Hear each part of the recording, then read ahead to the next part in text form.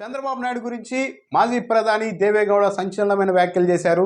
ఒక కీలకమైన అంశాన్ని ఆయన వెల్లడించారు. అది కూడా రాజ్యసభ వేదికగానే దేవేగౌడ బయటపెట్టారు. మొన్నటి ఎన్నికల్లో బీజేపీకి సొంతంగా కేంద్రంలో మెజారిటీ రాలేదు. బీహార్కి చెందిన జేడీయూ, ఏపీకి చెందిన టీడీపీకి సంబంధించిన ఎంపీల మద్దతుతో ప్రభుత్వాన్ని మోడీ ఫామ్ చేశారు. దీన్నే అవకాశంగా తీసుకొని చంద్రబాబు నాయుడు చక్రం దిప్పే ప్రయత్నం చేశారు. కానీ అందుకు మోడీ చెక్ పెట్టేశారు. ఈ విషయాన్ని నేరుగా దేవేగౌడ రాజ్యసభ వేదికగా చెప్పారు. అందరికీ బాగానే గుర్తు ఉంటుంది. ఎన్నికల ఫలితాలు రాగానే బీజేపీకి సొంతంగా మెజారిటీ రాకపోవడంతో ఇక్కడ తెలుగుదేశం పార్టీకి సంబంధించిన మీడియా సంస్థలు కూడా పెద్ద ఎత్తున ఒక ప్రచారాన్ని చేశాయి. ఎన్డీఏ కన్వీనర్గా చంద్రబాబు నాయుడిని నియమించబోతున్నారు. స్వయంగా ప్రధాని నరేంద్ర మోడీనే ఫోన్ చేసి విషయంలో ఆయన్ని ఆరా తీసుకున్నారు. చంద్రబాబు నాయుడు అభిప్రాయం తెలుసుకున్నారు.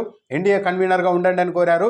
ఎన్డీఏ కన్వీనర్గా చంద్రబాబు నాయుడిని నియమిస్తే ఎలాగో సొంతంగా మెజారిటీ లేని నేపథ్యంలో వివిధ రాజకీయ పార్టీలతో మాట్లాడగలిగే శక్తి సామర్థ్యం, అంత సీనియారిటీ, అంత కమ్యూనికేషన్ అంతా చంద్రబాబు నాయుడు దగ్గర ఉందని గుర్తించిన నరేంద్ర మోడీ చంద్రబాబు నాయుడిని ఎన్డీఏ కన్వీనర్గా ఉండాలని కోరారు.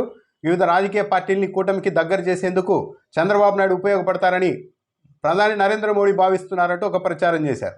ఆ తర్వాత ఏకంగా 5 కేంద్ర మంత్రి పదవుల్ని తెలుగుదేశం పార్టీ అడుగుతోంది. దాంతోపాటు స్పీకర్ స్థానాన్ని కూడా ఆశిస్తోంది. అంత కాకపోయినా చాలా మొత్తంలోనే ఈసారి మంత్రి పదవులు ఏపీకి తెలుగుదేశం పార్టీకి దక్కుతాయంటూ కూడా మీడియా ప్రచారం చేసింది. కానీ చివరికి అవేమీ జరగలేదు. చంద్రబాబు నాయుడిని ఎన్డీఏ కన్వీనర్గా నియమించలేదు. మంత్రి పదవులు 5 మంత్రి పదవులు, ఒక స్పీకర్ పదవి అనుకుంటే చివరకు కేవలం 2 మంత్రి పదవులు. అది ఒకటి క్యాబినెట్ ర్యాంకు, ఇంకోటి సహాయ మంత్రి రామ్మోహన్ నాయుడు, పెమ్మసాని, వీళ్ళతో సరిపెట్టుకోవాల్సి వచ్చింది. ఆ సమయంలో ఎన్డీఏ కన్వీనర్ అన్నారు, 5 మంత్రి పదవులు అన్నారు, స్పీకర్ పదవి అన్నారు. కానీ ఏంటి ఇలా కాంప్రమైజ్ అయ్యారు అని వచ్చినప్పుడు మనకు కావాల్సింది మంత్రి పదవులు కాదు, మనకు రాష్ట్రం కుంటుతోంది, కేంద్రం ఇప్పుడు ఒక ఊతకర్రిస్తే చాలు, అందుకనే మంత్రి పదవులు తీసుకోకుండా చంద్రబాబు నాయుడు త్యాగం చేశారు, నిధులు రాబట్టుకునేందుకే ఆయన ఈ విధంగా వెనక్కు తగ్గారు అంటూ ప్రచారం చేసుకున్నారు.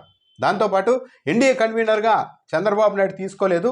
తనకు ఈ దశలో రాష్ట్ర అభివృద్ధి కీలకం, రాష్ట్ర భవిష్యత్తే తనకు ముఖ్యమంటూ ఆయన తిరస్కరించారు అంటూ కూడా ప్రచారం చేసుకున్నారు. కానీ నిన్న రాజ్యసభ వేదికగా దేవేగౌడ చెప్పారు, మొన్నటి ఎన్నికల ఫలితాల్లో బీజేపీకి సొంతంగా మెజారిటీ రాలేదు కాబట్టి ఆ సమయంలో ఎన్డీఏ కన్వీనర్గా కూడా, ఎన్డీఏ చైర్మన్గా లేదంటే వైస్ చైర్మన్గా తనని నియమించాలని ప్రధాని నరేంద్ర మోడీని చంద్రబాబు నాయుడు కోరారు.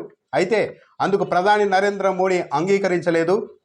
ఎన్డీఏకి సంబంధించి చైర్మన్గా కానీ వైస్ చైర్మన్గా కానీ నియమించేందుకు చంద్రబాబు నాయుడిని నరేంద్ర మోడీ అంగీకరించలేదు అని చెప్పారు. ఈ సందర్భం ఏంటి అంటే, గతంలో ప్రధాని కార్యాలయంతో పాటు ప్రధానమంత్రితో పాటు యూపీఏ ప్రభుత్వంలో యూపీఏ చైర్పర్సన్గా అంటే సోనియా గాంధీ, మరో పవర్ సెంటర్ అంటూ చక్రం తిప్పేవాళ్ళు. కానీ నరేంద్ర మోడీ అలాంటి అవకాశానికి ఇవ్వలేదు. ప్రభుత్వాన్ని ఎలా నడపాలో ఆయనకు స్పష్టంగా తెలుసు. ప్రభుత్వంలో ఎవరిని జోక్యం చేసుకునేనివ్వలేదు.